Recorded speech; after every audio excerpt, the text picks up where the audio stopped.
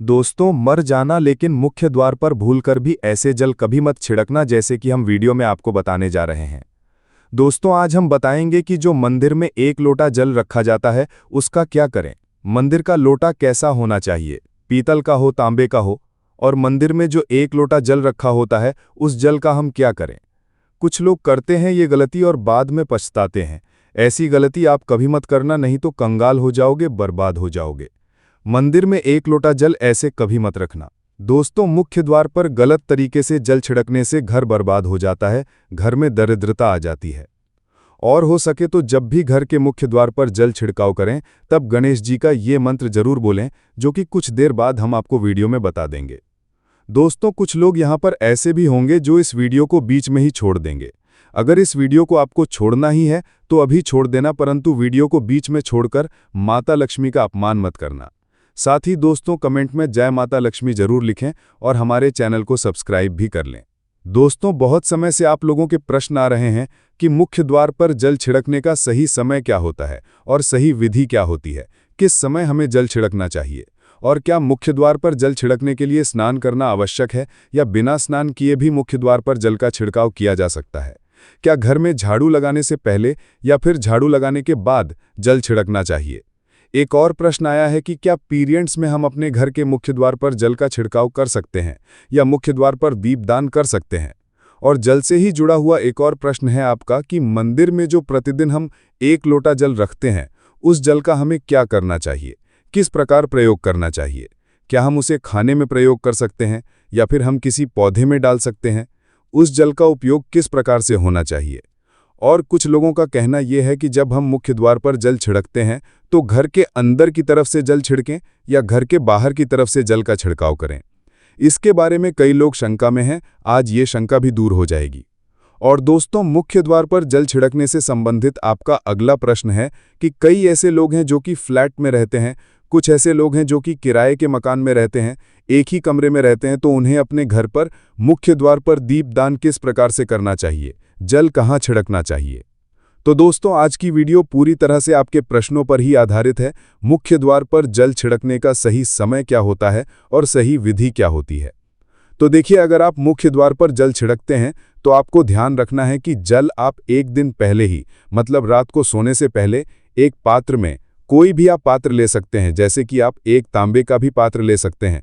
तांबे का न हो तो आप पीतल का ले सकते हैं, स्टील का ले सकते हैं, चांदी का ले सकते हैं। जो भी पात्र आपके पास उपलब्ध हो, एक लोटे में थोड़ा सा गंगा जल डाल दीजिए और उसके ऊपर शुद्ध जल भर दीजिए। और हाँ, गंगा जल ना हो तो भी परेशान होने की आवश्यकता नहीं है, सिर्फ शुद्ध जल से भी आप पात्र को भर सकते हैं और उस जल से भरे पात्र को अपने घर की रसोई में रख दीजिए। अब जैसे कि आप अगले दिन सुबह उठकर इस जल का छिड़काव अपने घर के मुख्य द्वार पर करेंगे।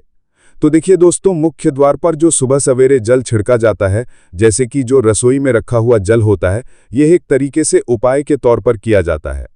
दोस्तों, घर में किसी भी प्रकार की परेशानी हो, किसी भी प्रकार के दुख दर्द रहता हो, गरीबी हो या फिर कलह कलेश बहुत अधिक रहता है, मतलब किसी भी प्रकार की नकारात्मक ऊर्जा से आप परेशान हैं, बहुत समय से परेशानियां में ही घिरे हुए हैं, तो ऐसे में घर की रसोई में रखा जाता है और यही जल घर के मुख्य द्वार पर सुबह उठकर छिड़का जाता है।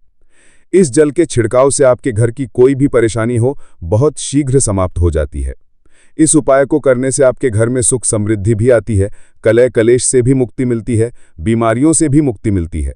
मतलब देखिए, किसी भी प्रकार की मानसिक परेशानी हो, शारीरिक परेशानी हो, आर्थिक तंगी हो या किसी भी प्रकार की कोई भी समस्या है, तो आपके इस उपाय से, मतलब इस एक लोटा जल से, आपकी परेशानी स्वतः ही कुछ दिनों में समाप्त हो जाती है। तो ये घर की सभी परेशानियों से मुक्ति पाने का रामबाण और सबसे सरल, सबसे आसान उपाय होता है, जो हमारे शास्त्रों में वर्णित है। तो आप अपने घर की रसोई में एक लोटा जल जरूर रखें, रात में भरकर और प्रातःकाल जल्दी उठकर उसी जल से अपने घर के मुख्य द्वार पर छिड़काव कीजिए। अब जैसे कि बहुत से लोगों के प्रश्न आते हैं कि ये जल हमें किस समय अपने घर के मुख्य द्वार पर छिड़कना चाहिए। तो देखिए, सुबह सूर्योदय होने से पहले इस जल का छिड़काव आपके घर के मुख्य द्वार पर हो जाना चाहिए। आप चाहें इसके बाद आप शुद्ध जल से, मतलब किसी भी दूसरे जल से अपने घर के मुख्य द्वार को धोते हैं तो कोई समस्या नहीं है, लेकिन इस जल का छिड़काव घर के मुख्य द्वार पर सूर्योदय होने से पहले हो जाना चाहिए। अब दोस्तों, जैसे आपका अगला प्रश्न है कि क्या हमें स्नान करके इस जल का छिड़काव अपने घर के मुख्य द्वार पर करना चाहिए या फिर बिना स्नान किए भी कर सकते हैं। देखिए, ये जो हम जल छिड़कते हैं, मतलब ये एक उपाय होता है, तो इसे हम स्नान करने के बाद नहीं करते हैं। सुबह जल्दी उठते हैं और उठकर सबसे पहले घर की रसोई में जाएंगे। उसके बाद उस जल को लेकर आप घर के मुख्य द्वार पर जाएंगे। मुख्य द्वार खोलकर, मतलब मेन गेट खोल दीजिए और उसके बाद मुख्य द्वार पर इसी जल का छिड़काव कीजिए। और जल का छिड़काव करते समय अपने पितरों का ध्यान कीजिए, माँ लक्ष्मी का ध्यान कीजिए, क्योंकि कहा जाता है कि सुबह सुबह माँ लक्ष्मी प्रत्येक द्वार पर आती है, सबके द्वार पर आती है। जिनके भी द्वार खुले होते हैं, जिनके घर में जल का छिड़काव मुख्य द्वार पर हुआ रहता है, उसके घर में प्रवेश कर जाती हैं। तो महालक्ष्मी का अपने मन में ध्यान कीजिए और एक तरफ से प्रार्थना कीजिए कि हे माँ लक्ष्मी, आप मेरे घर में प्रवेश करें, मैं आपका स्वागत करने के लिए तैयार हूँ।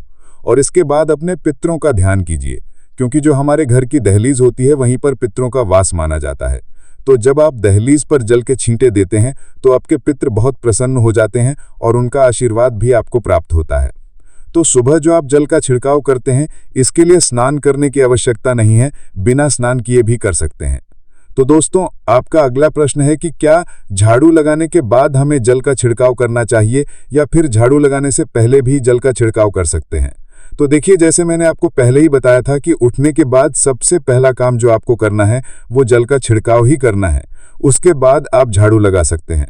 लेकिन एक चीज़ का ध्यान रखिए, जब हम सोकर उठते हैं तो सबसे पहले बिस्तर पर बैठे हुए ही अपने दोनों हथेलियों को जोड़कर पूरी हथेली को देखा जाता है। उसमें माँ लक्ष्मी का ध्यान किया जाता है। उसके साथ ही पंच देवताओं का ध्यान किया जाता है। पंच देवता कौन कौन से होते हैं? माँ दुर्गा, भगवान शिव, भगवान श्री हरि विष्णु, गणपति गजानन और भगवान सूर्य देवता। पंच देवताओं का ध्यान हम अपने हाथों में ही करते हैं, हथेलियों में ही करते हैं।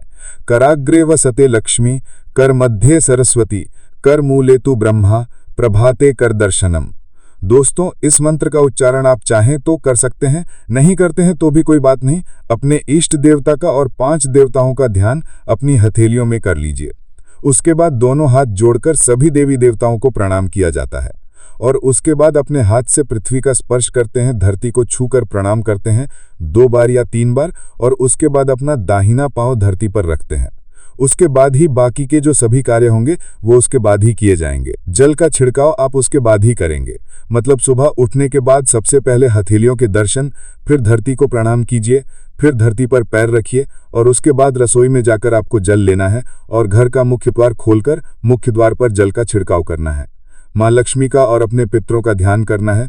उसके बाद आप अपने घर में आ जाएंगे और उसके बाद जो भी आपकी रूटीन वर्क होते हैं, मतलब झाड़ी लगाएंगे या फिर आप स्नान करेंगे, ये सभी कार्य उसके बाद किए जाएंगे। और अब जैसे कि कई लोगों के प्रश्न आते हैं कि जब हम जल का छिड़काव करते हैं, क्या उसी समय हम घर के मुख्य द्वार पर झाड़ू लगाकर और पानी डालकर क्या हम मुख्य द्वार की अच्छे से सफाई कर सकते हैं? जी हाँ, बिल्कुल कर सकते हैं। पहले आप जो रसोई में रखा हुआ जल है उस जल का छिड़काव कर दीजिए। उसके बाद और भी पानी डालकर, मतलब अगर आपके पास जल और उपलब्ध है तो और जल लेकर और घर के मुख्य द्वार की अच्छी तरह से झाड़ू से या कैसे भी सफाई कर सकते हैं। और कई लोगों के प्रश्न आए हैं कि हम किसी फ्लैट में रहते हैं या फिर किसी ऐसे कमरे में रहते हैं, किराए के कमरे में, कि हमारे पास एक ही कमरा है, तो हम जल का छिड़काव या फिर दीपदान कहाँ पर करें, किसे हम अपना मुख्य द्वार माने? तो दोस्तों देखिए, जो आपका अपना कमरा है या फिर जो फ्लैट है आपका, जहां पर आपका नेम प्लेट लगा हुआ है, आप उसी स्थान पर दीपदान करेंगे और उसी स्थान पर आपको जल का छिड़काव करना। मतलब जहां पर अगर एक ही कमरे का मकान है तो आपके कमरे का दरवाजा है, वहीं पर आपको थोड़ा सा जल छिड़कना है और वहीं पर आप दीपदान भी करेंगे। जो भी मुख्य द्वार से जुड़े हुए उपाय होते हैं वो आप अपने घर के, मतलब जो अपना कमरा है उसके बिल्कुल दरवाजे के पास ही करेंगे। और आपका अगला प्रश्न है कि क्या पीरियड में हम अपने घर के मुख्य द्वार पर जल का छिड़काव कर सकते हैं, दीपदान कर सकते हैं? तो देखिए, जल का छिड़काव करने के लिए पीरियड हो या ना हो उससे कोई फर्क नहीं पड़ता, जल का छिड़काव कर सकते हैं। रही बात दीपदान की, तो दीपदान देखिए कार्मिक पूजा में आ जाता है और कार्मिक पूजा हम बिना शुद्ध हुए नहीं कर सकते हैं, मतलब पीरियड समाप्त होने के बाद ही आप कर सकते हैं। दोस्तों, बाकी जल का छिड़काव आप कभी भी कर सकते हैं, पीरियड्स में भी कर सकते हैं, कोई समस्या नहीं है। और अब आपका प्रश्न है कि क्या मंदिर में जो हम जल रखते हैं क्या वो रखना ज़रूरी है, और अगर हम रखते हैं तो उस जल का क्या करें? देखिए, मंदिर में जल रखना बहुत आवश्यक है। जल एक ऐसी चीज़ होती है जिसमें सभी प्रकार की जो एनर्जी होती है ऑब्जर्व हो जाती है। तो जो हम पूजा पाठ करते हैं, मंत्रों का जप करते हैं या वहाँ पर प्रार्थना करते हैं, जो भी हमारे अपने मन की कामना भी कहते हैं भगवान से, तो सभी चीज़ें उस जल में समाहित हो जाती है। इसलिए पूजा करने से पहले घर के मंदिर में एक लोटा जल रखा जाता है और उसके बाद एक दीपक प्रज्वलित कर दिया जाता है। ये अग्नि और जल का एक तरह से बैलेंस भी हो जाता है और इसलिए शास्त्रों के अनुसार घर के मंदिर में एक लोटा जल भी हमेशा होना चाहिए और दीपक भी प्रज्वलित करना चाहिए। तो अब इस जल का करना क्या चाहिए? देखिए, जब हम जल रखते हैं, सुबह की पूजा में रखते हैं, मतलब सुबह जो हम पूजा करते हैं, प्रातःकालीन पूजा, उस समय जल रखा जाता है और वो जल हम अगले दिन उठते हैं, मतलब जब आप अगले दिन पूजा करने जाते हैं ना दोस्त, तो स्नान इत्यादि करने के बाद तो आप उस जल को उठाते हैं। सबसे पहले तो उस जल का प्रयोग सुन लीजिए। आप अपने घर के सारे कमरों में, मतलब पूरे घर में उस जल का छिड़काव करते हैं। तो इससे आपके घर का शुद्धिकरण हो जाता है, क्योंकि ये बहुत ही पॉजिटिव एनर्जी से भरा हुआ जल होता है। इससे कई बीमारी स्वतः ही दूर हो जाती हैं उस जल का छिड़काव करने से। किसी भी प्रकार की नकारात्मक ऊर्जा का प्रवेश आपके घर में नहीं होता। किसी भी प्रकार की परेशानी आपके घर में हो, अगर आप नियमित तौर पर उस जल का छिड़काव करें अपने घर में, तो निश्चित ही आप परेशानियों से मुक्ति पा जाते हैं। किसी के करे तंत्र मंत्र के प्रभाव से मुक्ति पा जाते हैं। दूसरा इसका उपाय आप कर सकते हैं, जैसे कि घर में कोई बीमार है तो आप इस जल को उस व्यक्ति को पीने के लिए दे सकते हैं और ये जल इतना पावरफुल होता है कि इस जल को पीने से बड़ी बीमारियों से, मतलब लंबी बीमारियों से भी धीरे धीरे राहत मिलने लग जाती है। और जैसे कि परिवार में अगर बहुत अधिक कलह कलेश रहता है, हमेशा आपस में सामंजस्य बनता ही नहीं है, आपस में हर बात पे मतभेद होता है, तो परिवार के सभी सदस्य इस जल में से अगर थोड़ा थोड़ा पीते हैं तो धीरे धीरे विचारों में परिवर्तन आने लग जाता है। सकारात्मक विचार सभी के होने लग जाते हैं और आपस में समन्वय होने लग जाता है। घर से कलह कलेश और मतभेद हमेशा के लिए समाप्त हो जाते हैं। और मंदिर में रखे हुए जल का अगला उपाय क्या है? देखिए, अगर आप कोई दुकान करते हैं, कोई व्यापारिक स्थल है आपका, तो प्रतिदिन इसी जल में से थोड़ा सा जल ले जाकर दुकान पर, व्यापारिक स्थल पर छिड़काव कीजिए। इससे आपका दुकान, आपका काम बहुत अच्छा चलता है, मतलब किसी भी प्रकार की परेशानी आपके व्यापारिक स्थल पर नहीं आती है, क्योंकि जैसे मैंने आपको बताया, ये जो जल होता है बहुत पावरफुल होता है, बहुत पॉजिटिव होता है। अब मंदिर में रखा एक लोटा जल पावरफुल और पॉजिटिव से भरा क्यों होता है? क्यों इसमें सकारात्मक ऊर्जा का भंडार होता है? आइए जानते हैं। देखिए, जल जो होता है, अमृत हुआ, मीठे मीठे फल हुए, भोजन हुआ, अनाज हुआ, उससे भी बढ़कर माना जाता है। देवी देवता आपके दिए हुए इसी जल को ग्रहण करते हैं। मंदिर में एक लोटा जल रखना उतना ही जरूरी है जितना आप सुबह दोपहर शाम का भोजन करते हैं। जब हम भगवान की पूजा करते हैं और तांबे के पात्र में या पीतल के पात्र में एक लोटा जल जरूर रखते हैं। जल जो होता है सागर रूपी होता है और यही सागर आपकी नैया पार लगता है। मंदिर में एक लोटा जल रखने का कारण एक और ये होता है कि जो लोग भगवान को डेली भोजन नहीं करा सकते, तो वो मंदिर में एक लोटा जल रखते हैं ताकि भगवान इसे ग्रहण करें और ये जल रूपी प्रसाद इसके अगले दिन यानी सुबह के समय आप प्रसाद समझकर ग्रहण करें। लेकिन याद रहे, मंदिर में रखा लोटा जल कभी भी तुलसी में अर्पित नहीं करना चाहिए। उसके लिए आप अलग से तांबे के पत्र से तुलसी में जल अर्पित कर सकते हैं, क्योंकि ये जल सभी देवी देवता ग्रहण करते हैं, तो इसीलिए तुलसी में डालना वर्जित है। लेकिन हाँ, अगर आपके घर में लड्डू गोपाल हैं, राधा कृष्ण हैं और आप एक लोटा जल उनके लिए अर्पित करते हैं, तो आप अगले दिन यानी सुबह के समय वो जल तुलसी में चढ़ा सकते हैं। मंदिर में जो एक लोटा जल रखा होता है, उसके अगले दिन यानी सुबह के समय आप इस जल से अपनी आंखें जरूर धोया करें। इससे आंखों में रोशनी बढ़ती है और आंखों में जितनी बीमारी आ जाती है वो दूर होती है।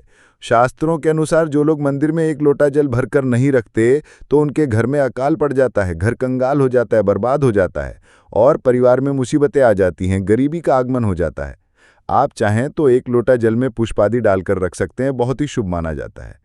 मंदिर में जो जल रखा जाता है उससे हम और क्या क्या कर सकते हैं, आइए जानते हैं। तो इस जल का छिड़काव करने से बहुत सारी परेशानियां स्वतः ही समाप्त हो जाती हैं। जैसे अगर आपके दुकान पर किसी की नज़र लगी है, बहुत से लोगों के प्रश्न आते हैं कि हमारे काम को किसी ने बांध दिया है, मतलब किसी की बुरी नज़र ऐसी लग गई है कि पहले तो दुकान बहुत अच्छी चलती थी, अब नहीं चल रही है। तो आप इस उपाय को कर सकते हैं। निश्चित ही बहुत जल्द ही आपको परेशानियों से मुक्ति मिल जाती है और दिन दुगुनी रात चौगुनी आपके व्यापार में तरक्की होती है। और हाँ, मंदिर में रखे हुए जल को आप अपने घर की रसोई में, खाना बनाने में, पीने में भी प्रयोग कर सकते हैं। लेकिन खाना बनाने में प्रयोग तभी कीजिए जबकि आपके घर में बिल्कुल सात्विक भोजन बनता हो। मतलब लहसुन प्याज अगर आपके घर में बनता हो तो खाना बनाने में इस जल का प्रयोग नहीं किया जा सकता है। फिर आप इस जल को थोड़ा थोड़ा परिवार के सदस्य मिलकर ग्रहण कर सकते हैं और बचे हुए जल को आप अपने घर में पौधों में डाल सकते हैं। तो देखिए, ऐसा नहीं है कि मंदिर पर रखा हुआ जल बेकार होता है, किसी काम का नहीं होता है। बहुत सारे उपयोग इस जल के होते हैं और वैज्ञानिक तौर पर जब पानी और तांबे का मिलन होता है तब वो पानी अमृत हो जाता है। इस पानी को पीने के बाद यानी कॉपर वाला शरीर के लिए अत्यधिक गुणवान है, बलवान है। इस कारण भी आप ये जल पिएं, लेकिन जल तांबे के लोटे में ही होना चाहिए। अगर हम सही तरीके से प्रयोग करें तो अपने जीवन की बहुत सारी परेशानियों का समाधान मात्र इस एक लोटा जल से हम कर सकते हैं। तो ध्यान रखिए कि मंत्रों से अभिमंत्रित जल बहुत महत्वपूर्ण होता है, बहुत शक्तिशाली होता है और हमारे घर के मंदिर पर रखा हुआ जल देवताओं का आशीर्वाद होता है, क्योंकि पूरे समय वो देवताओं के पास होता है, देवी देवता वहाँ पर रहते हैं। तो उस जल में हर प्रकार की शक्ति समाहित होती है, जो कि सकारात्मक शक्तियाँ होती हैं। और इस जल का प्रयोग अगर हम सही तरीके से करते हैं तो उसका हमें लाभ प्राप्त होता है। कभी कभी करेंगे तो निश्चित ही आपको उतना लाभ दिखाई नहीं देगा, लेकिन अगर आप नियम बना लेंगे कि हर रोज़ उसी जल से घर में छिड़काव करना है, घर में प्रत्येक व्यक्ति को थोड़ा थोड़ा पीने के लिए देना है, बचे हुए जल को पौधों में डाल दीजिए, दुकान पर छिड़क दीजिए, अपने घर के व्यापारिक स्थल पर छिड़काव कीजिए, बच्चों की बुक्स में, शेष में, अपने घर की तिजोरी में, हर जगह इस जल का छिड़काव कीजिए और नियमित तौर पर कीजिए। चमत्कार आपको निश्चित ही देखने को मिलेगा। इसी प्रकार से जो रसोई में रखा हुआ जल होता है उसका छिड़काव अपने घर के मुख्य द्वार पर कीजिए, तो इसका भी आपको लाभ बहुत ही शीघ्र दिखाई देगा। लेकिन इसे अपने रूटीन में शामिल करना होगा, प्रतिदिन नियम से ये कार्य करना होगा, तभी आपको लाभ देखने को मिलेंगे। और हाँ, कई लोगों के प्रश्न आते हैं कि मंदिर में जो रखा हुआ जल होता है, तो जब हम अगले दिन उस जल को उठाते हैं तो उसमें कई बार कुछ चीज़ें पड़ जाते हैं, कोई कीड़े मकोड़े पड़ जाते हैं क्योंकि खुला होता है। तो क्या हम उसे ढक सकते हैं? जी हाँ, बिल्कुल ढक सकते हैं। जब आप पूजा करते हैं सुबह के समय, तो जब तक पूजा कर रहे हैं, जब तक मंत्रोच्चारण कर रहे हैं, तब तक जल खुला रखिए। और उसके बाद जैसे कि आप पूजा पर से उठते हैं तो उससे पहले जल को किसी भी प्लेट से या कटोरी से ढक दीजिए। फिर जब आप अगले दिन उस जल को उठाएंगे तो बिल्कुल शुद्ध और साफ सुथरा जल आपको मिलेगा और उस जल का प्रयोग आप अपने किसी भी कार्य में कर सकते हैं। और दोस्तों, आप जब भी घर के मुख्य द्वार पर जल का छिड़काव करें तो गणेश जी भगवान का ये मंत्र जरूर बोलें, ओम गणपते नमः। और जो हमने आपको वीडियो में बताया उसे ध्यानपूर्वक अच्छी तरीके से समझकर अपने घर के मुख्य द्वार पर जल का छिड़काव करें। तो दोस्तों, जानकारी कैसी लगी कमेंट करके ज़रूर बताना। वीडियो अच्छी लगी हो तो वीडियो को लाइक करें और हमारे चैनल को सब्सक्राइब करके बेल आइकन को भी क्लिक कर लें। साथ ही कमेंट में जय माता लक्ष्मी जरूर लिखें। धन्यवाद।